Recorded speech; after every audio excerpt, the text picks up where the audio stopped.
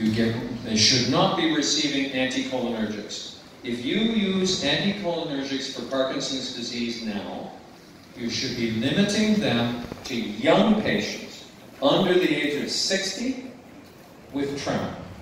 Never use anticholinergics in anybody else, because you're going to cause confusion, hallucinations, all sorts of cognitive problems, including bladder problems as well. So eliminate the anticholinergics. Start to eliminate the dopamine agonists, so you diminish your treatment, but you don't want to take somebody from a mobile state to an immobile state, right? So you titrate your drugs cautiously, and then if they start to be more symptomatic from their Parkinson's, you know it's time to stop doing that. The only two safe neuroleptics in Parkinson's are quetiapine and clozapine. Do you use clozapine in this country? Good. Clozapine, from my perspective, is the best antipsychotic drug in Parkinson's, bar none.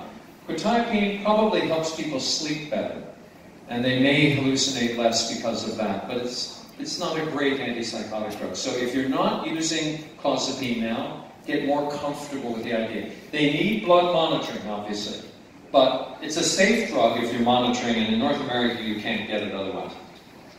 Probably one of the most important things that you can all do in managing this is exclude other sleep problems. The proportion of patients that I've seen who have concomitant obstructive sleep apnea is very high. And so you treat their obstructive sleep apnea and their daytime sleepiness will improve. So you exclude other causes of sleep problems, and you can try some of these others, reducing dopamine load.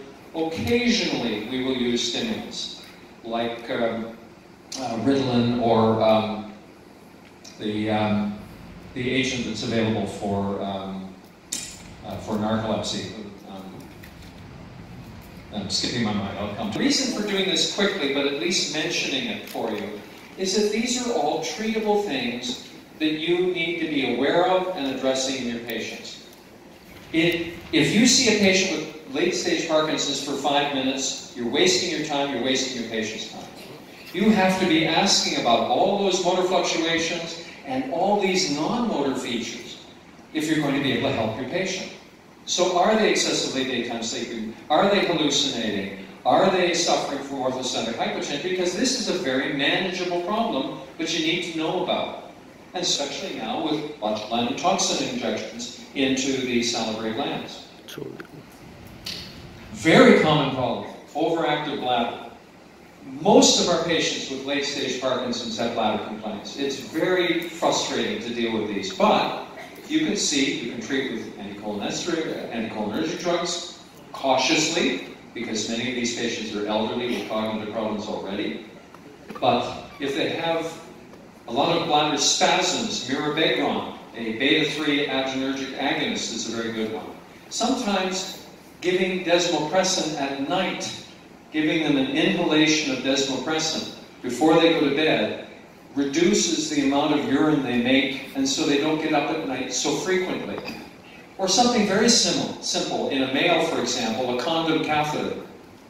Very simple. The man gets up 5, 6, 7 times at night, use the condom catheter and let them urinate and not wet the bed or wet their diapers or whatever. Very, very helpful. So these are practical things. And it's not the specifics here.